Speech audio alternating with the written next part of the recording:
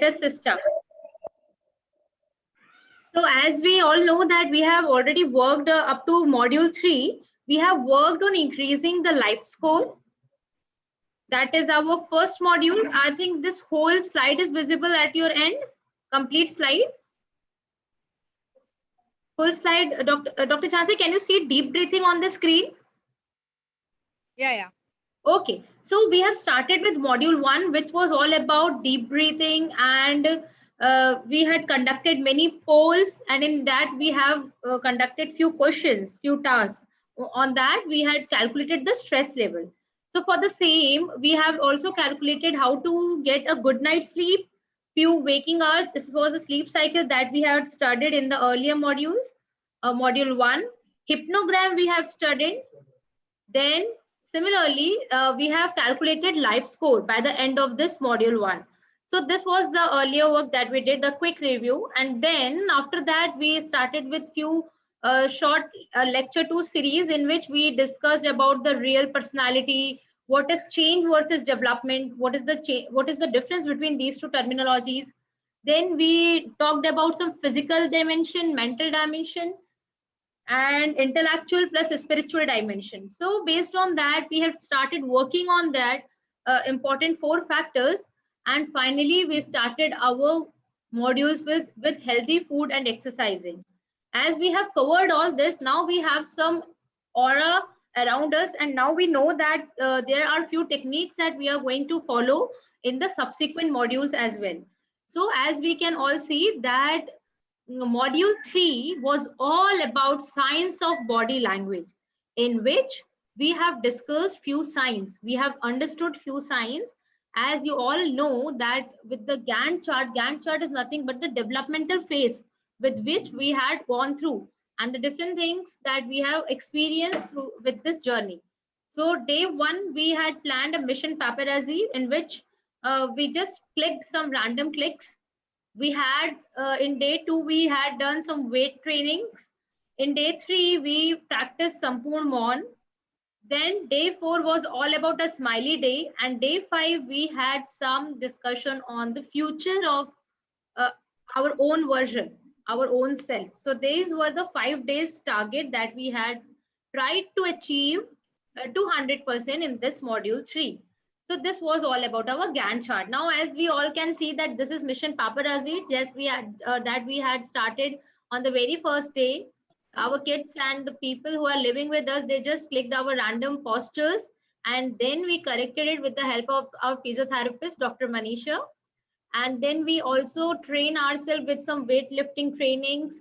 The topics that we have covered in module 3 includes morning rituals, paparazzi, weightlifting, posture corrections, the times we blink our eyes while looking at the screens, how many times we should keep on blinking eyes, that is Om therapy practiced, medical check, we gave emphasis on the medical checkup for ladies, smiley days we had mirror rituals.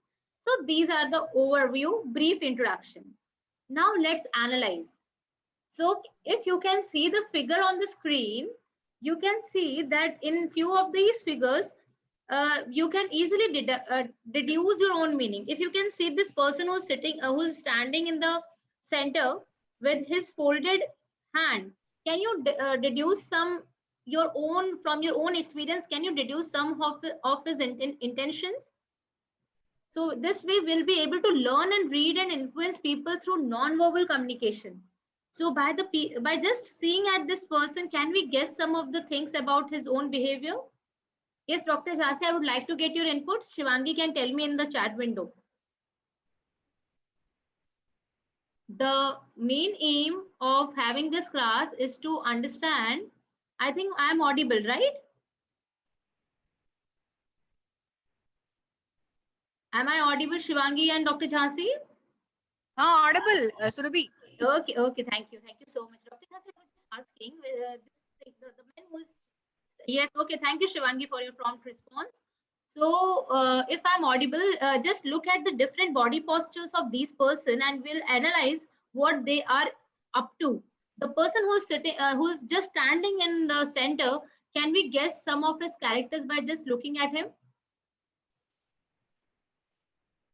He is folding his hand and looking to us in a cross-eyed position. Just see his position. Can we deduce some of his characteristics, Dr. Jhansi? You can. Little arrogant. He's looking little arrogant. He is looking a bit arrogant. Thank you, Shivangi.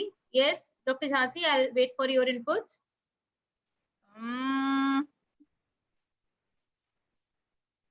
Aggressive and Yes. ready to listen.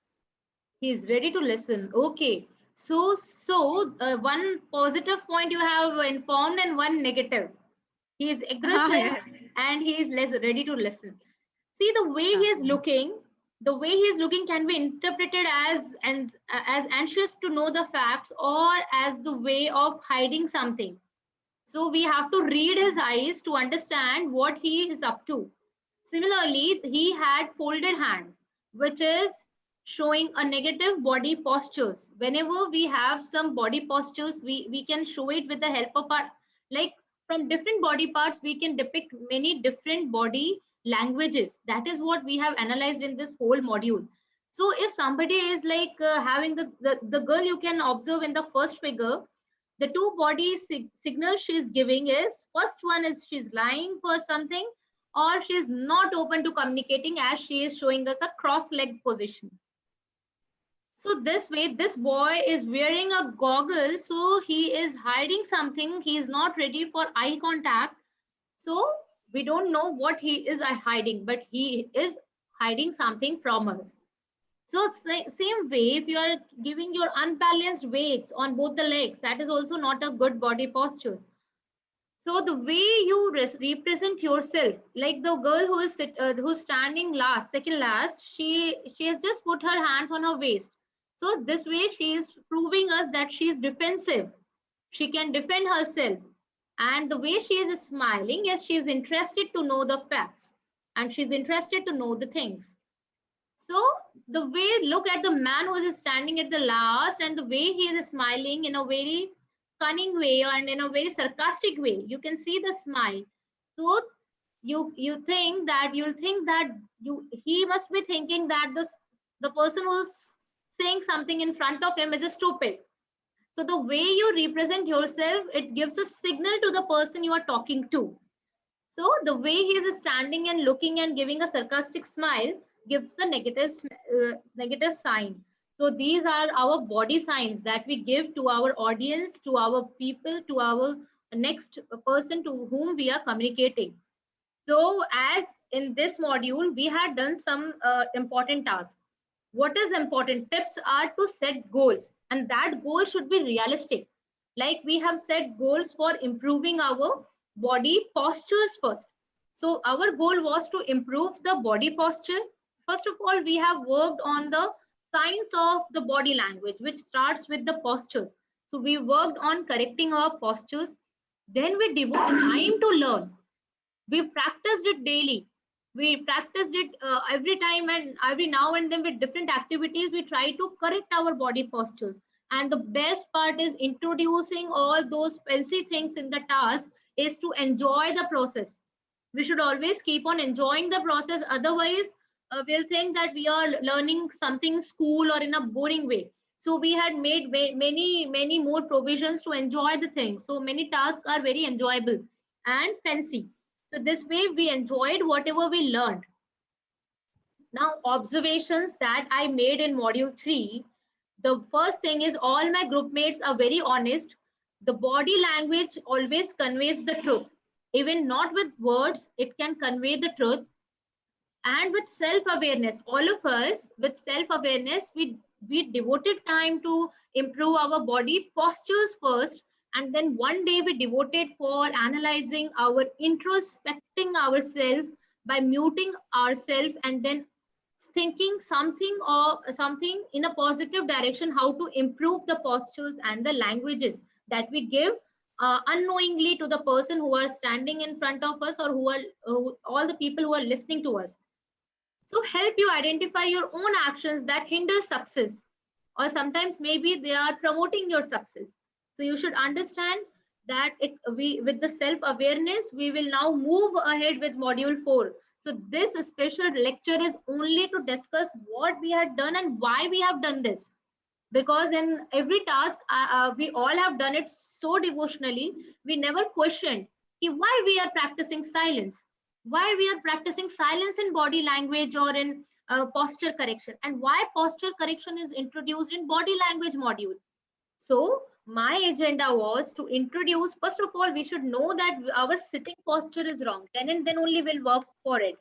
Unless and until we are not having posture correction, how can we present the body language to someone? And how can we start body language? So posture correction is one of the subcategory of body language. So first 2-3 days we have devoted for that. And then practicing silence was only a small part of practicing silence was devoted only for correcting the postures, for giving us time to realize that which are the wrong methods that we are practicing since very long, since very many years. So we have to work for it. So we have to practice silence and understand what are the new work to be done. And then we started working on body language. For that, we understood our feelings, and then we enhanced the listening and communication skill, which was the last part. I told you that you will prepare a short note on yourself, what you want to be in 2025, that is me in 2025. So for that you must have prepared a short write-up, and I don't wanted to listen the words, I just wanted to listen the way you communicated in front of the mirror. And I'm very happy the way, yes, the two who are present here, they have also shared in the rest. I'm very happy with the way you have communicated in front of the mirror. In front of the mirror you have shown yourself and presented yourself beautifully with so much composure and so much patience. Yes, Dr. Jhansi, this is for you. And yes, Shivangi, your performance was very energetic and your performance was full of energy. It is proportional to your age. So I have seen both the performances, and they require my round of applause. So now all will be yes, Shivangi. Now we'll be paying attention to body language, which makes someone a better listener. We hear the words spoken to what is being said, but now we understood that 80% of the things are done by body language, and now we will work on improving the word skill, word power, enhancing the vocabulary, and enhancing the flow of language, the fluency of language in our next module. So more than word, we understood that our proximity, how close we move when we are talking to a person, that depends, that is important. Our positioning of the body, how we are positioning our body when we are talking to someone. Our facial expression, is it boring, is it very aggressive? So these are the facial expressions that plays the role. Our eyes, the way we touch, how many times we are touching objects, people, or ourselves. We keep on itching our hair, we keep on rubbing our eyes. How many times we do such activities? The rate of breathing, these are very important points in body language. Proximity, positioning, facial expressions, touching, and breathing patterns. The way we breathe, like the breathing should be normal. It should not be very high. It should not be very lethargic and very low. So now let me understand. Very quick questions to the people who are present. Can we compare these two? First question one by one. Yes, Dr. Jhansi, I'll be coming to you. Can you, which one you prefer, this one or this? We have these two options. Which is like positive and negative? Please just let me know so that I can write positive or negative. Surabhi, Yes, yes, Dr. Jhansi. once now, your voice is very low. Okay, Shivangi, am I audible at your end? Sound है ना थोड़ा low हो गई. Yes, yes. Okay, perfectly audible, perfectly audible. Yeah. Now you are audible. Yeah. Okay, okay, Dr. Jhansi. Now am I audible to you? Yes. Hello. Okay. So can you tell me which one is positive and which one is negative out of these two? Anyone? That cross-handed one, I think, is not. It is positive. Yeah. Okay, cross-handed is positive. So let me write, or you can deduce something from it. Whatever you want, you can tell me what you deduce from this body language. It is I kind of. feel, Hmm. yeah, I feel like it is not, because I find actually not both of them is not looking positive to me. But if you Okay, want me to choose, then I'll choose that cross-handed one. okay. Hands on the hips is like we are giving aggressiveness to the to the front Yes, people, and yes. to the person who is standing in front of us. Okay. So a defensive. This crossed hand position is giving us a defensive look. Dr. Jhansi, am I audible now? Audible. Okay. So Dr. Jhansi, I'm just quickly asking. They are the two lip movements that we do while talking to someone. So which is positive and which one is negative? So as Shivangi said, I am just crossing both of them. Okay, yes. These people bite lips, no? Sometimes they bite lips when they are talking, and it shows that they are anxious or Negative. they are, yes. Yes, Dr. Jhansi, I'm waiting.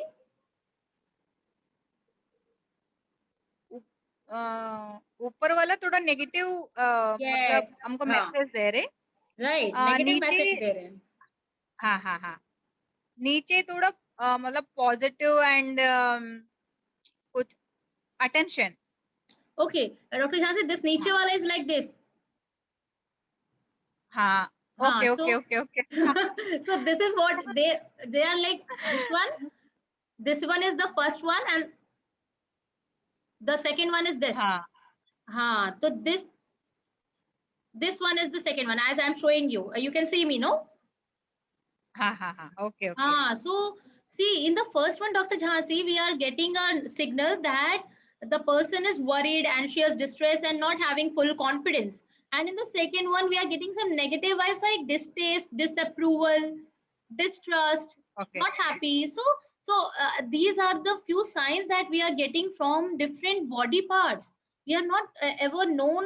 We are not ever paying attention to these small things, like the personal distance we share. Sometimes the people who are talking to us, they come so close that we are not happy and we are not comfortable too, right? Shivangi, you must have gone through such personal distance. Public distance also plays very important role in communication. And the time we dilate our eyes and blink our eyes, blinking our eyes more than often is also one of the sign which we should not never practice. That gives that we are having less confidence. And even like doing like this, somebody is talking and we are doing like this, so that is also not that, like dilating our eyes, so that also gives us a negative sign. So the way we are responding to different conditions gives different body signals and our own depiction to the audience. So these are the few points that whenever the interviews are happening, body language plays very important role. The moment we enter our room, that was the time the interviewer was clear whom to select and whom not to select. So he is very clear. You can see the eyes blinking. I think the slide is active, and you can see the blinking of eyes very frequent blinking, rapid blinking of eyes. Yes, I can see it. Yeah, so that is very fast. That is not normal. So these are few things. Now, non-verbal communication, we will now onwards, whenever we are moving to verbal communication, we will focus on our facial expressions, body movements and posture. We have worked for it. Gestures that we are going to follow now. Eye contact should be proper. It shows the confidence level. How many times we are touching the audience in front of us. That is why I am planning a offline meet as well, so that these things can be explored in more detail.